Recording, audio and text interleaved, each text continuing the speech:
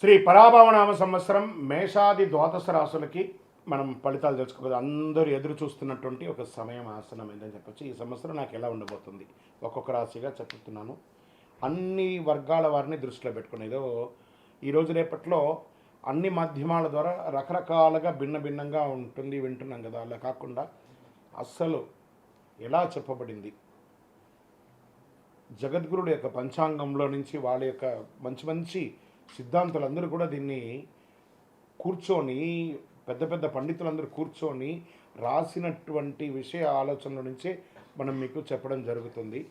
ఈ సంవత్సరం మేషరాశి ఫలితాలు ఎలా ఉన్నాయంటే, అశ్విని భరణి కృత్తిక మొదటి పాదానికి జన్మించిన మీరు మేషరాశి వారిగా పరిగణించబడుతున్నారు. ఈ పరాభవనామ సంవత్సరం మేషరాశి వారికి పరీక్షలతో కూడినటువంటి పురోగతి కూడా ఉంటుంది. ఎందుకంటే ఏళ్ళనాడు శని నడుస్తుంది, ప్రారంభ దశ. ఒక్క శని మాత్రమే బాగాలేదు, మిగతా గ్రహాలన్నీ బాగానే ఉన్నాయి కదా. ధైర్యం క్రమశిక్షణ ఉంటే ఈ సంవత్సరం మంచి మార్పులు తీసుకొస్తారు.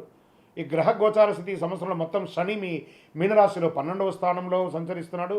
ఇది ఏళ్ళనాటి శని యొక్క ప్రారంభ దశ అని చెప్పచ్చు. అనవసర ఖర్చులు పెరుగుతాయి దీనివల్ల. విదేశీయ సంబంధాలు పెరుగుతాయి, మానసిక ఆలోచనలు ఎక్కువ అవుతాయి, ఆధ్యాత్మిక వైపు మొగ్గు చూసే అవకాశాలు ఉన్నాయి. ఈ సంవత్సరం ప్రారంభంలో గురుడు 3వ ఇంట ఉంటాడు. జూన్ 2, 2026 గురు 4వ ఇంటికి కర్కాటంలోకి ప్రవేశిస్తున్నారు. అక్టోబర్ 31, 2026 గురు 5వ ఇంటికి సింహంలోను. జనవరి 25, 2027 ప్రగతిలో తిరిగి మళ్ళీ 4వ ఇంటికి వస్తున్నారు. ప్రభావం విద్య మరియు జ్ఞానాభివృద్ధి ఉంటుంది. గృహంలో సౌకర్యం పెరుగుతుంది. పిల్లల విషయంలో వివాహాది శుభకార్యాలు ఉపనయనాదులు చేసే అవకాశాలు ఉన్నాయి. ఈ సంవత్సరం రాహు కేతు ఎలా ఉన్నారంటే, సంవత్సర ప్రారంభంలో రాహు 11వ ఇంట్లో, కేతు 5వ ఇంట్లో ఉన్నారు. డిసెంబర్ 6, 2026 రాహు 10వ ఇంట మకరంలోను, కేతు 4వ ఇంట కర్కాటంలోనూ ఉంటారు. దీనివల్ల ఏమవుతుంది, ఉద్యోగంలో మార్పులు, కొత్త అవకాశాలు, కొంత మానసిక ఒత్తిడి ఉండే అవకాశాలు ఉన్నాయి. ఇంకా కుజగ్రహం మే 11, జూన్ 20, 2026 వరకు కుజుడు జన్మరాశిలో ఉంటారు. ధైర్యం పెరుగుతుంది, నిర్ణయాలు త్వరగా తీసుకుంటారు, కోపం నియంత్రించబడతారు. ఇంకా ఆదాయపరంగా కూడా క్రమం పెరుగుతుంది చాలా అద్భుతంగా. కొత్త సంపాదన మార్గాలు కనిపిస్తాయి, ఖర్చులు కూడా పెరిగే అవకాశాలు ఉన్నాయి. ఇంకా ఉద్యోగ విషయంలో కొత్త బాధ్యతలు పెరిగే అవకాశాలు చాలా బాగున్నాయి. పై అధికారుల్లో ప్రెజర్స్ ఉంటాయి. ఎక్కడెక్కడి నుంచో మీరు ఎదురు చూస్తారా ప్రమోషన్స్ లేదా ఇంక్రిమెంట్స్, అవన్నీ కూడా ఏప్రిల్ తర్వాత కలిసి వచ్చే అవకాశాలు ఉన్నాయి. కొంత ఒత్తిడి ఉంటుంది, ప్రభుత్వ ప్రైవేట్ రంగంలోనూ ఒత్తిడి ఉంటుంది.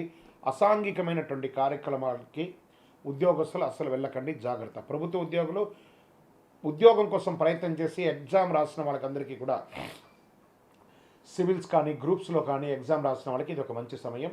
డిఫెన్స్, పోలీస్, గవర్నమెంట్ సెక్టార్లో ఉన్నటువంటి వాళ్ళకందరికీ కూడాను, అన్ని సెక్టార్ల వాళ్ళకి కూడా మిశ్రమమైనటువంటి ఫలితాలు కనబడుతున్నాయి. ఇంకా వివాహాది శుభ కార్యక్రమాలకు వచ్చేటప్పటికీ ఎన్నో రోజులుగా ఆటంకమయ్యేదంతా కూడాను ఈ ఉగాది తర్వాత మంచి మంచి సంబంధాలు, రాముని కళ్యాణం అయిన తర్వాత మీకు మంచి మంచి అవకాశాలు, స్త్రీ పురుషులు ఇరువురికి కూడా వచ్చే అవకాశాలు ఉన్నాయి. సంతాన యోగ్యం కూడా మీకు కలిగే అవకాశాలు ఉన్నాయి. కుటుంబ పెద్దల సహకారంతో కలుస్తుంది. ఈ ప్రేమ వ్యవహారంలో ఉన్నవాళ్ళు కాస్త పెద్దలతో ఒప్పించి చేసుకోండి, లేదా ఇబ్బంది పడే అవకాశాలు ఉన్నాయి. ఇంకా ఆరోగ్యానికి వచ్చేటప్పటికి నిద్ర సమస్యలు, బీపీ లాంటిది కొంచెం వచ్చే అవకాశాలు ఉన్నాయి. మానసిక స్ట్రెస్, ధ్యానం ఇవన్నీ కూడా చేస్తే మంచిది. భయపెట్టడానికి కాదు, ఒక శస్త్రచికిత్స మాత్రం అవకాశం ఉంది. అది అవ్వకుండా ఉండాలంటే డాక్టర్ని సంప్రదించండి. మీ ఆరోగ్యాన్ని మీరు జాగ్రత్తగా చూసుకోండి.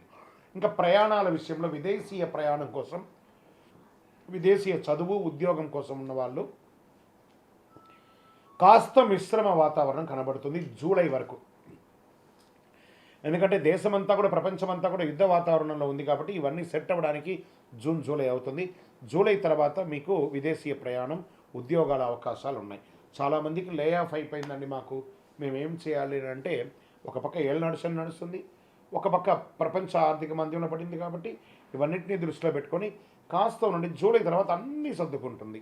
భారతదేశంలో ఉన్నవాళ్ళు మీరందరూ కూడా సురక్షితంగా ఉంటారు. విదేశాల్లో ఉన్నవాళ్ళు కాస్త జాగ్రత్తగా ఉండండి, అంతే. అదొకటి మాత్రం చూసుకోవాలి. ఇక వ్యాపారస్తులుగా ఉన్న వాళ్ళు చూస్తారా, వ్యాపారస్తులు ఇండస్ట్రీస్ అంతా కూడా పెడుతున్న వాళ్ళకి ఈ సంవత్సరం అద్భుతమైనటువంటి కాలఘట్టం అని చెప్పచ్చు. చాలా అద్భుతంగా ఈసారి వ్యాపారం ఉండబోతుంది. ఎక్సలెంట్గా ఉంటారు. కొంచెం చిన్న చిన్న ఇబ్బందులు శని భగవానుడు, ఎందుకంటే నాలుగు మీద వచ్చి కూర్చుంటున్నాడు శని భగవానుడు. కస్టమర్స్తో మాట్లాడేటప్పుడు లేదా భాగస్వామ్యం వాళ్ళతో మాట్లాడేటప్పుడు జాగ్రత్తగా ఉండండి. భార్య భర్తల మధ్య సఖ్యత పెరుగుతుంది. విలాసవంతమైనటువంటి జీవితాన్ని గడుపుతారు. టూర్స్, ఆధ్యాత్మిక టూర్స్ లేదా ప్రైవేట్ టూర్స్ కూడా వెళ్ళే అవకాశాలు బాగా కనబడుతున్నాయి. ఇంకా విద్యార్థులు చాలా కష్టపడి చదవాలి, కానీ మంచి ఉత్తీర్ణత పొందే అవకాశాలు బాగా ఉన్నాయి. వ్యవసాయదారులకైతే మెండైనటువంటి సంవత్సరం ఈ సంవత్సరం. చాలా అద్భుతంగా ఉంటారు వ్యవసాయదారులు. ఇప్పుడు ఈ నక్షత్రాల వారీగా ఈ సంవత్సరము ఎలా ఉంది అని చూస్తే, అశ్విని నక్షత్రం కొత్త అవకాశాలు, వ్యాపార ప్రారంభాలకి అనుకూలం, ప్రయాణాలు ఎక్కువ ఉండే అవకాశాలు ఉన్నాయి మేషరాశిలో. ఇంకా భరణి నక్షత్రం వారికి ధనలాభం, కుటుంబ బాధ్యతలు పెరుగుతాయి, జాగ్రత్తగా నిర్ణయం తీసుకోవాల్సిన అవకాశాలు ఉన్నాయి. ఇంకా కృతిక మొదటి పాదంలో ఉన్న వాళ్ళకి గౌరవం పెరుగుతుంది, ఉద్యోగంలో పురోగతి, నాయకత్వం పెరుగుతుందని చెప్పచ్చు. ఇక ఓవరాల్గా ఈ సంవత్సరం 60+40 అనొచ్చు. 60% పాజిటివ్గా ఉంది, 40% మిశ్రమంగా ఉంది. దీనికోసం చిన్న చిన్న పరిహారాలు మీరు కూడా దగ్గర ఉన్నటువంటి మీ గురువులను సంప్రదించి చేసుకోండి. లేదా మా ద్వారా తెలుసుకోవాలనుకుంటున్నారా, మా డిస్ప్లేలో కనబడుతున్నటువంటి నంబర్కి మీ పేరు, date of birth, time of birth, place of birth WhatsApp చేయండి. మా అడ్మిన్స్ మీకు రిప్లై ఇస్తారు.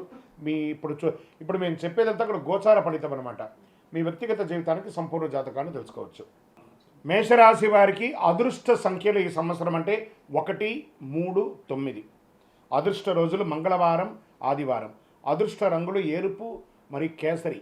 ఈ సంవత్సరం చేసుకోవాల్సిన పరిహారాలు ఏమైనా ఉన్నాయంటే, సుబ్రహ్మణ్య స్వామి దేవాలయాన్ని సంప్రదించండి, బాగా దర్శించండి. వెళ్ళి అక్కడ కావడి ఉంటుంది, ఆ కావడి ఇవ్వండి. పాలాభిషేకం చేయండి, శివాలయాల్లో అభిషేకం చేయండి, ఎర్రని పుష్పంతో భగవంతుడికి అర్చన చేయండి.